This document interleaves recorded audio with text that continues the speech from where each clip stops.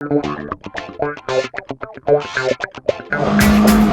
autentico mito. Io ricordo da bambino a Natale trovai sotto l'albero un modellino di questa vettura qua ed era la Giulia.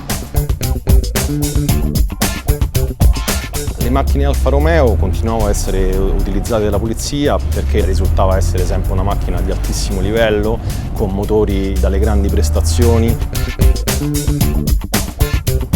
Dopo la seconda guerra mondiale hanno usato i mezzi lasciati dagli americani perché in quel periodo non c'erano strutture che potessero costruire mezzi italiani.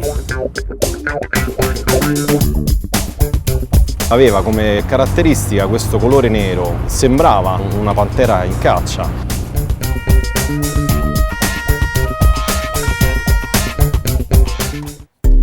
Buongiorno, benvenuti al Museo delle Auto della Polizia di Stato. Il Museo delle Auto è in realtà abbastanza recente, viene inaugurato nel 2004. Qual è lo scopo? Di raccogliere la storia degli ultimi 70 anni, la storia della motorizzazione, ma anche la storia del poliziotto. Attraverso questo museo può vedere un bel pezzo di storia, veramente interessante. Abbiamo anche uno sguardo al futuro, la nuova Giulietta, con i colori che qualcuno ha pensato potrebbero rappresentare in futuro la nuova livrea. Vediamo se piacerà o meno. La prima vettura, Fiat 509, anni 20, anni in cui la motorizzazione era ancora da venire. Cominciamo proprio con queste vetturette. Vettura ha una storia particolare, ritrovata abbandonata sotto un vecchio fienile, Regia Questura di Firenze. Sì, c'è ancora la monarchia.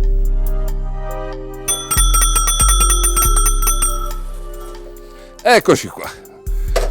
Questo è quello che accadeva negli anni 30. Dalla bicicletta si scendeva e si montava sui primi mezzi motorizzati. Fiat 618, derivato dalla famosa Fiat Ardita, era un vero e proprio minibus per trasporto del personale. 16 poliziotti, o meglio 16 guardie, un vero e proprio trasporto truppe. È con questo che nasce la motorizzazione di quella che diviene la moderna Polizia di Stato. Finisce la seconda guerra mondiale, 1945, l'Italia è distrutta, è da ricostruire, non ci sono mezzi. E del resto la guerra dimostra una cosa importante, ormai deve essere tutto meccanizzato, deve essere tutto più veloce. Come facciamo? Utilizziamo anche residui bellici, questo di provenienza americana, il famoso Dodge da 3/4 tonnellata. Nelle strade, nelle piazze italiane trova la sua ragione d'essere. Ovviamente questi veicoli sono utilizzati da tutte le forze armate italiane. Ecco quindi che nasce un'esigenza, l'esigenza di essere più visibili, più riconoscibili. Nel 1949 il Ministro dell'Interno dà una disposizione. Tutti i mezzi della polizia, almeno dei reparti inquadrati, quindi reparti celeri, reparti mobili, polizia statale, devono essere tinteggiati dello stesso colore. La scelta cade sul colore istituzionale, il rosso amaranto. Questa è la famosa Jeep Willys, Jeep General Purposes, veicolo che è stato uno dei primi concepiti proprio per l'uso militare. Vettura spartana, costruita con pochi pezzi, secondo il noto concetto americano che quello che non c'è non si rompe.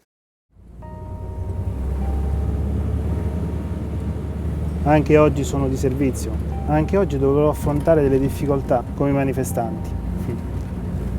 Sub legge libertas, sotto la legge c'è di libertà. Questo è il nostro motto, per questo faccio questo lavoro. Incontrerò manifestanti che vogliono dichiarare i propri diritti, ma grazie a questa giovane Repubblica la libertà di manifestare c'è ed è giusto difenderla. Difenderla contro quei cittadini che vogliono per forza negarla questa libertà. È un po' pesante questo lavoro, però la libertà è unica.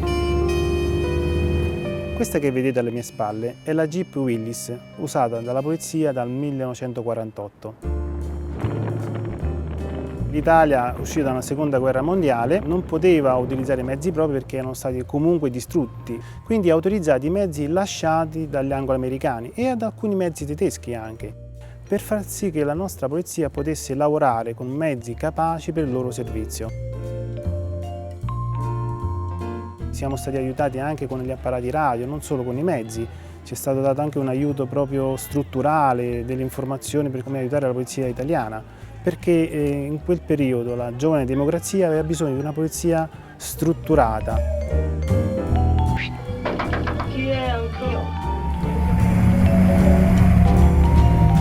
La Jeep Willys era quella più usata perché è piccola, leggera, poteva camminare dappertutto, veniva utilizzata nel reparto celere per servizi di intervento su manifestazioni non consentite. quindi non era un grosso mezzo americano militare che occupava, era lento, pesante ed era pericoloso. Questa, piccola com'è, molto versatile, molto agile, riusciva a far sì che la polizia potesse avere un mezzo molto valido per quell'epoca. La macchina è rossa perché dopo aver preso tutti questi mezzi lasciati dall'esercito alleato, in Italia c'erano vari tipi di macchina, non ce n'era un solo modello. E qui nasce l'esigenza di dargli un colore unico per far sì che la gente riconoscesse immediatamente il colore della macchina di polizia, perché altrimenti con le varie colorazioni, anche se sono stati cancellati i segni dell'esercito americano oppure i segni dell'esercito tedesco, c'era una diffidenza verso quelle persone che usavano delle macchine e dicevano essere poliziotti.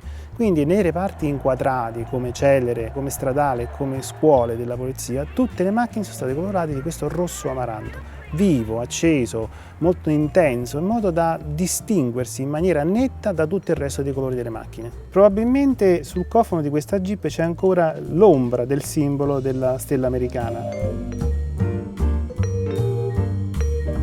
La guerra è stata devastante per l'Italia, quindi era tutto distrutto. Anche il tessuto sociale, il morale, i legami che si crea tra cittadino e Stato. Questa distruzione, questa giovane Repubblica ha messo a dura prova coloro che non volevano cambiare, coloro che tenevano forse a quello che era successo prima della guerra. Quindi questi contrasti erano ancora vivi. Forse da qualcuno che rimpiangeva gli eventi mancati di questa nostra storia, forse la polizia veniva vista non come struttura italiana, perché aveva questa struttura comunque militare e queste macchine americane, tutto questo forse a qualcuno ha dato questa impressione. Ma gli italiani che cercavano la ricostruzione, la normalità, la serenità d'animo di stare in un paese finalmente libero, non credo che dava l'impressione di forza di occupazione. Grazie a un ufficiale inglese rimasto in Italia per aiutare a strutturare la polizia italiana, aveva ideato un modo operantis per la polizia per evitare il minor scontro con i cittadini. È stato chiamato carosello, sostanzialmente è formare un cerchio che si muoveva in continuazione a velocità media, in modo da disperdere le persone che si volevano riunire in maniera non legale oppure scontrarsi addirittura con persone di diverse idee. Sembrava abbastanza violento, però la polizia non era così tanta, i mezzi erano quelli che c'erano, quindi questo sistema ha permesso alla polizia di calmare, fermare le manifestazioni non autorizzate.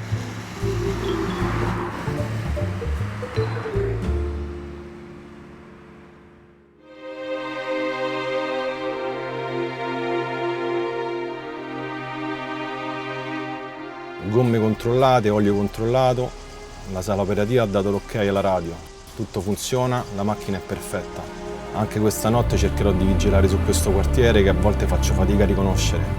I ragazzi che incontro, a volte le loro facce non sono mai quelle del giorno prima, ma anche questa notte vigilerò sul loro sonno.